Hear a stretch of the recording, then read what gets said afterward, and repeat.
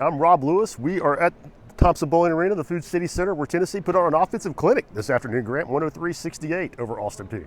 You shoot 70%, I think you're going to be a pretty good basketball team. 68 for the game, whatever it was, 70% in the first half.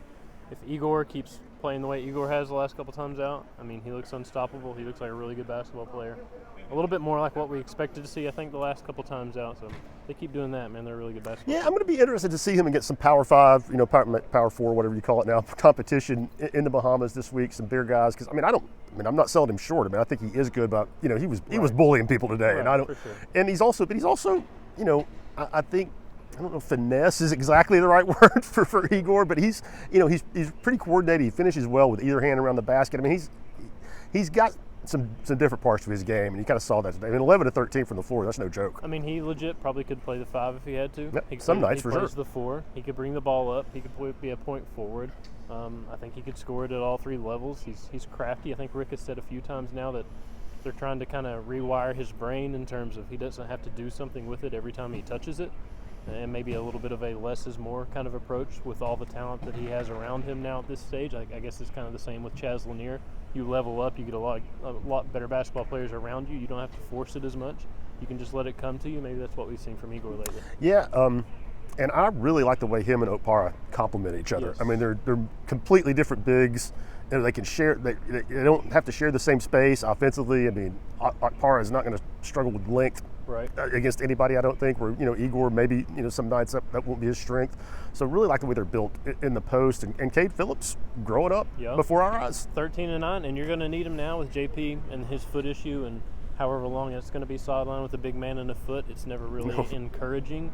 It's something from the off season they tried to be extra cautious with into the preseason to try to avoid surgery, and now it feels like they're kind of back to square one trying to figure that out. I don't want to be extremist, but it sounds not great. Right. And again, he's your 4th post, so I'm not saying it's like an awful thing, but it just sounds, if this is happening late November, Coach Barnes called him day-to-day. It sounds a little more serious than day-to-day. It does sound like that, and you have 11 scholarship players, and JP was only playing 8 to 10 minutes a game at most.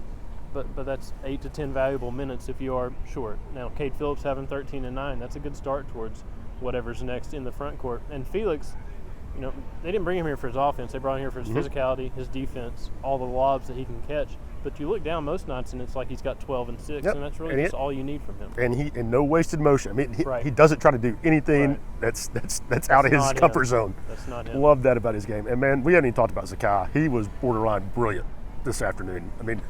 The only problem was that one shot he took that he missed. I don't know if he missed any more after that, but he was like he 7 didn't. for 7 He did not. He finished 6. 7 of 8, 19 points on 8 shots. That's strong. I think when you've made 6 straight, you got to call it a day. You got to just let everybody else shoot it and go to the house. 8 assists, 2 turnovers, and one of them was. He had one, and then he got cute with an alley-oop to Felix like in the last couple of minutes. But I thought he was just so in control.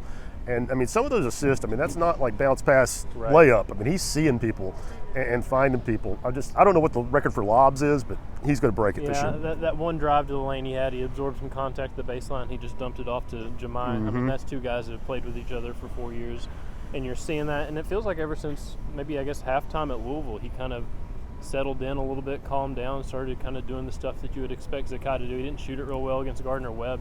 He shot it really well since then, since halftime at Louisville. Just feels like he's kind of got back to being the player that everybody's watched for the last few years and expects him to be as a senior. He topped 500 assists today for his career. I don't think he's going to be able to get Johnny Darden, who is, nobody talks about it. I want to say 725. It's something ridiculous. That's pretty absurd. Zakai's got 200 plus more to catch him. But I think going to finish second pretty easily. But that's something to keep an eye on. Not impossible, but that's one of those records that's way up there.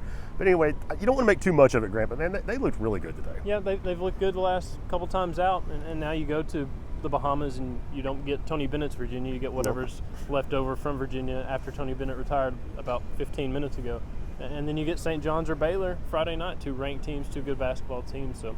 You're going to learn something about yourself going back-to-back in the Bahamas against some pretty good competition. Yeah, good time. It's been a good soft schedule. I think Tennessee's learned a little bit about themselves. I think it's really set up nicely with all the the new transfers. I think they've had some low-pressure games, and now, next week it's not like they're going into what they faced at Maui last year. It's a pretty manageable, good test, but nothing bizarre.